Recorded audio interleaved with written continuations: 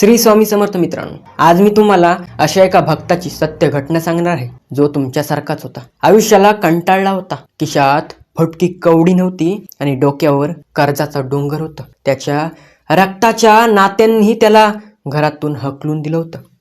त्याला भिकारी म्हणून हिणवलं होतं. तो माणूस इतका तुटला होता की त्याने ठरवलं आता जगण्याचा अर्थच. त्याने जीव देण्यासाठी विषाची बाटली हातात घेतली. त्याचे हात थरथरत होते, डोळ्यातून पाणी वाहत होतं. त्याला वाटलं स्वामी सुद्धा आपल्याला विसरले. पण त्याच क्षणी त्याची नजर भिंतीवरच्या स्वामींच्या फोटोवर गेली. त्याला आठवलं की स्वामींनी एक दगडाला हात लावून सुद्धा त्याचं सोनं केलं होतं. मग मी तर एक माणूस आहे. त्या क्षणी आतून एक आवाज आला, अरे वेड्या, मरणं सोपं आहे पण या गरिबीशी लढणं कठीण आहे. आणि माझा भक्त पलकुटा नसतो. त्या माणसाने ती विषाची बाटली फेकून दिली आणि डोळे पुसून उठला. मित्रांनो, स्वामींनी त्याला त्या दिवशी पैसे नाही दिले, पण त्याला मरणाच्या दारात जगण्याची हिंमत दिली. आज तो माणूस कष्ट करून स्वतःच्या पायावर उभा आहे. हेच स्वामींचे सत्य आहे. स्वामी